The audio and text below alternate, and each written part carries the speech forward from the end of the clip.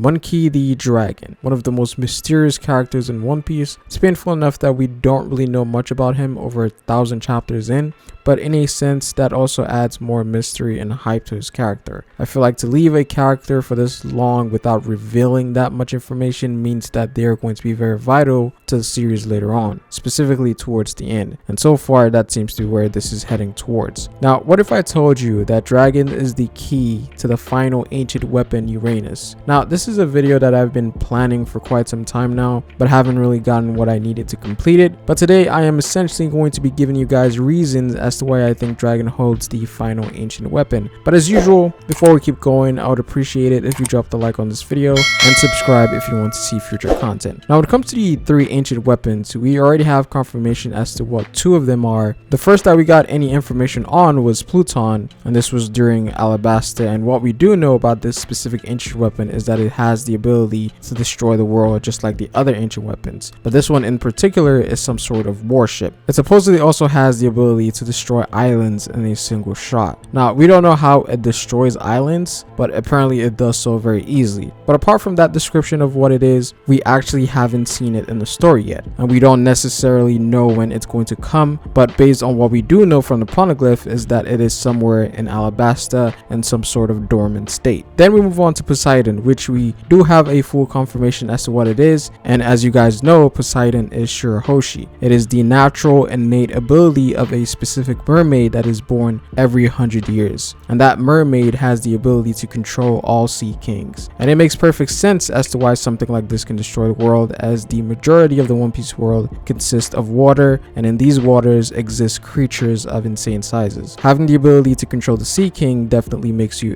a threat capable of taking over the world. Poseidon was one that was revealed actually pretty quickly in comparison to the others, where the arc that she was introduced was also the arc that she was revealed. And interestingly enough, Fishman Island is also the arc where we get the reveal of the 3rd ancient weapon, Uranus. Now, unlike the other ancient weapon, we have no idea what it is. We can only go by the description that the 2 other ancient weapons share, and that is that just like the other 2, Uranus also has the ability to destroy the world as well, which means that whatever it is, it possesses a lot of power that can rival the 2 other ancient weapons, but it might not necessarily come in the same shape, right? But apart from that description, there's also something else that we can go to get some information from, and that is its name, Uranus. Again, if you guys don't know by now, all of the ancient weapons go by the gods or deities from Greek mythology, and each of them having relation to the environment. Pluton or Pluto is the god of the underworld, which has ties to the earth. Poseidon, as a lot of you guys know, was the god of the ocean or the sea, and then finally Uranus is the god of the skies or the heaven. So a theme that's very obvious here when it comes to the names of the ancient weapon is that they represent an aspect of the environment: land, sea, and air. And we do have confirmation that one of them, even though it's not verbatim, has affiliations to the title that has been bestowed to them, that being Poseidon. Controlling the Sea Kings essentially mean you control the sea pretty much, at least in One Piece terms. Now, it's not verbatim what these abilities represent like they do in Greek mythology, so Poseidon in One Piece doesn't actually control the sea, but the Sea Kings within the sea. So again, it's not one for one, but it does have affiliations to the element that it represents. So I would imagine, just like Poseidon having affiliations to the sea, I think it would make sense for Pluton and Uranus to have affiliations to its Greek mythology counterpart that they represent. Therefore, Pluton would have the power to change or manipulate the earth in some way, shape, or form. It might not necessarily be a one-to-one like the Greek mythology version, and Uranus would have the same thing, where it could possibly have the power to manipulate the sky in some way, shape, or form. Not verbatim, but it has ties. And whenever I think about Uranus, I always think about the wind or air, because if you have this ability, you can somewhat control the skies as well. And so when it comes to Uranus, there's only one individual that comes to mind, and that is Monkey the Dragon, the only character in the series that we know possess some ability that is related to the wind. Every time he shows up on screen, there is always a presence of wind and somewhat of a change of weather as well. Now, there is a lot of theories as to what power Dragon has. A lot of people think it's a mythical Zoan devil fruit ability that allows him to manipulate the weather and grants him the power of wind, I guess, kind of similar to what Kaido's doing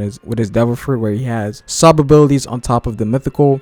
A lot of people also think that it might be a result of his Conqueror's Haki, where it's so powerful that it's affecting the weather on a grand scale. But I, on the other hand, am one of those people that firmly believes that the power Dragon possesses is that of wind itself. So essentially what I'm saying here is that Uranus is an ancient weapon that comes in a form of a devil fruit ability, specifically the ability of the air logia or the wind logia, depending on what the translations are. Now, we have already gotten a reveal in the story that a specific devil fruit that hasn't awakened in centuries has finally reawakened, and it is currently active in the One Piece world. And even though they don't necessarily confirm that it was an ancient weapon, they basically hint towards that, based on the fact that they mentioned that this devil fruit was one that the world government was trying to hide, which essentially means that it had a pretty or a very meaningful role in history, and potentially just as important as that of the ancient weapons. So I do think that what the Gorosei were talking about here was indeed Dragon's devil fruit ability. Now, interestingly enough, they also show a panel of Zunisha, and I think this is a distraction tactic from Oda, where he wants you to believe something while in reality the truth is something else.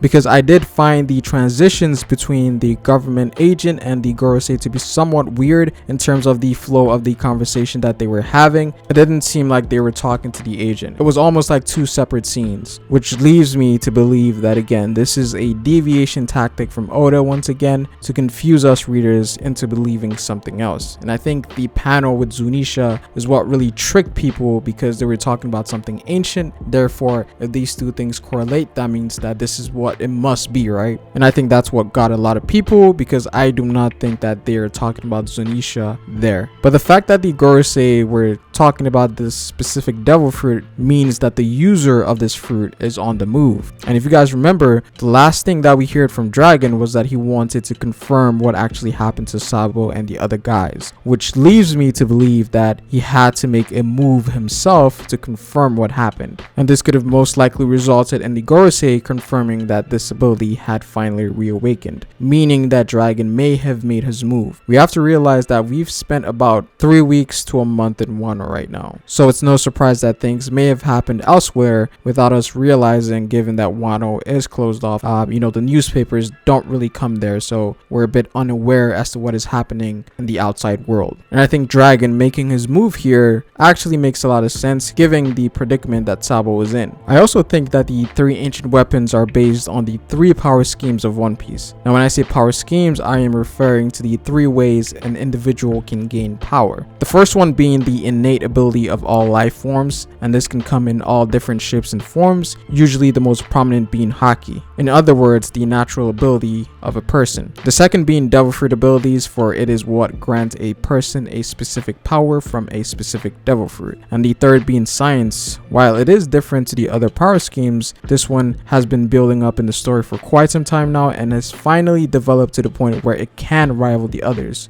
Things like SSG makes this very apparent. So natural ability, science, and then you have devil fruit. I think the 3 ancient weapons follow this scheme of power. Pluton being a ship that was stated to be created is a construct of science. Shirahoshi having the innate and natural ability to control sea kings will fall under natural ability. And finally, Uranus being the devil fruit would fall under the devil fruit power scheme. Now, going back to Dragon's ability here, one might wonder how the wind fruit has the ability to destroy the world. Now, I personally think that this ability is the strongest devil fruit within not only the Logia class, but the entirety of all devil fruit abilities. And I'll elaborate more on that. Now, I do want to mention that this isn't the first time that we have a devil fruit ability that has been stated to be capable of mass destructions comparable to that of the ancient weapons. Now, back in Marineford, Sengoku mentions that Whitebeard has the power to destroy the world. I think it was very obvious that this was in reference to his ability, the Gurgur no Mi, giving its destructive nature as a devil fruit ability, whereas its power was able to be felt from the other side of the world, and in terms of destructive capability, we haven't really seen anything comparable to it. But this was definitely the first time that Oda showed us the capabilities of Devilfruits that are considered to be the strongest, whereas their powers can affect islands and even more. It is also important to know that Oda considers the Guruguru no Mi to be comparable to the Logia Devilfruit abilities, meaning that its power could be rivaled by other Logias. So it brought me to the assumption that there might be Logia Devilfruit out there that has the capabilities or power comparable to that of ancient weapons. Whitebeard's fruit was said to be comparable to Logia's, so how powerful would the apex of Logia's be? Definitely gives you something to think about. And so with Dragon having what I think is the pinnacle of the Logia class, he may potentially possess powers that is even greater than the Guruguru no Mi. And again, when it comes to Logia Devilfruits, these are easily the strongest powers in the series, to the point where even the apex of Paramecia's is not even above them. Logias have the ability to create their element with seemingly no limits.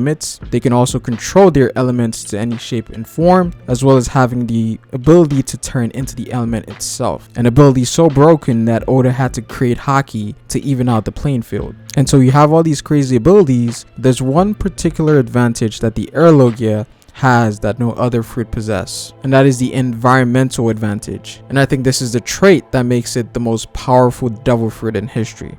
Now, what do I mean by environmental advantage? Now, usually when Logias want to control their element, they first have to produce said element in order to be able to control it. So Kaine would have to bring magma out of his body, and then he controls it from there. Same with every other Logia in the series, which is why some people think that awakenings for Logias is the ability to turn their surrounding into their respective element, because that would give them an insane advantage over the battlefield and the terrain, because now you're basically fighting them in their own domain. For those who know about domain expansion in Jujutsu Kaisen, you should know what I'm talking about. But essentially that's what people think the awakenings of Logias are. But with Dragon, one thing sets him apart from other Logias, in which him having to produce his element doesn't really apply to his ability, because Dragon does not need to create his element, because his element exists everywhere and anywhere, meaning that the range of his ability is essentially the entirety of the One Piece world, given that air exists everywhere.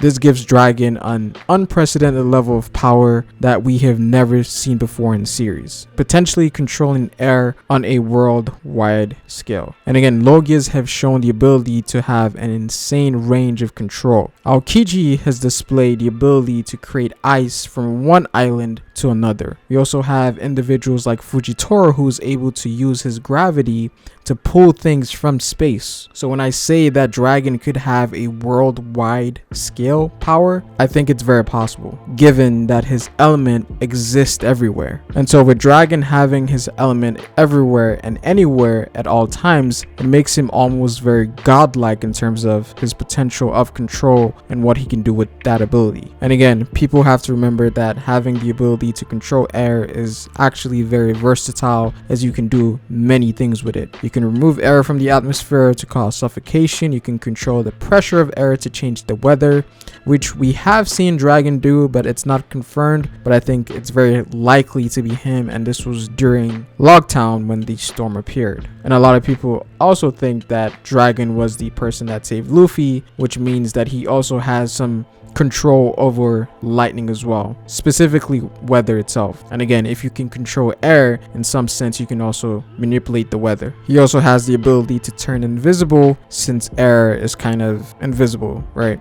So again, the potential of this devil fruit is unlike no other. So in other words, I think that the wind Logia, or the air fruit, is Uranus, and that Monkey D. Dragon is currently in possession of this devil fruit. Not only is he in possession, but he's also awakened this fruit to its highest potential. But that's pretty much it for this video, guys. I'd appreciate it if you dropped a like on this video. Comment down below what you guys think. Do you think that Dragon's fruit could potentially be Uranus? Hit the bell if you want to get notified for future content. Follow me on Twitter at FerrisSpace. But it is Ferret, guys, and I will see you folks later. Peace.